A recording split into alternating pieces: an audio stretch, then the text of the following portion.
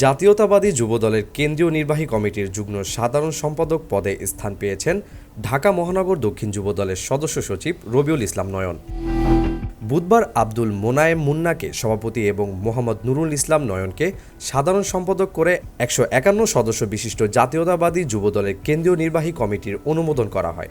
বৃহস্পতিবার বিএনপির সিনিয়র যুগ্ম মহাসচিব অ্যাডভোকেট রুহুল কবির রিজভীর স্বাক্ষরিত এক প্রেস বিজ্ঞপ্তিতে এ তথ্য জানা গেছে।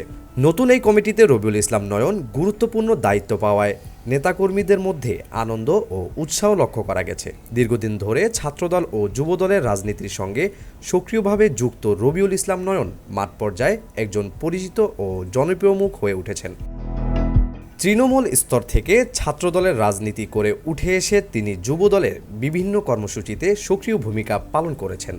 বর্তমানে ঢাকা মহানগর দক্ষিণ যুবদলের সদস্য সচিব হিসেবে দায়িত্ব পালন করা এই নেতার ত্যাগ, লড়াই, সংগ্রাম ও দলের প্রতি নিষ্ঠার স্বীকৃত স্বরূপ তার হাতে নতুন দায়িত্ব তুলে দিলেন বিএনপির চেয়ারম্যান জনাব তারেক রহমান। রাজনৈতিক জীবনে তিনি একাধিকবার মামলা, গ্রেফতার, জেল জুলুম ও নানা প্রতিকূলতার মুখোমুখি হয়েছেন।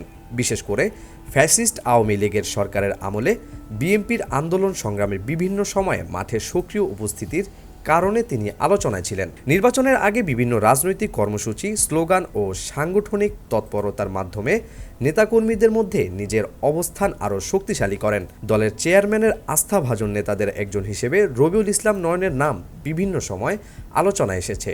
নতুন কমিটিতে যুগ্ম সাধারণ সম্পাদকের দায়িত্ব পাওয়াকে তার দীর্ঘ রাজনৈতিক পথ চলা ও সাংগঠনিক কর্মকাণ্ডের স্বীকৃতি হিসেবে দেখছেন নেতাকর্মীরা।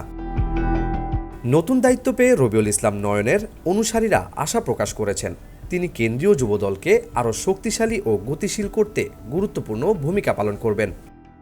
ইউএফটি ফার্স্টের সাথে ট্রেড করুন যে কোনো জায়গা থেকে। ক্যাম্পাসে ক্লাসের ফাঁকে, ঢাকার জ্যামে বসে কিংবা ঘরে বসে ট্রেডিং এখন হাতের মুঠোয়।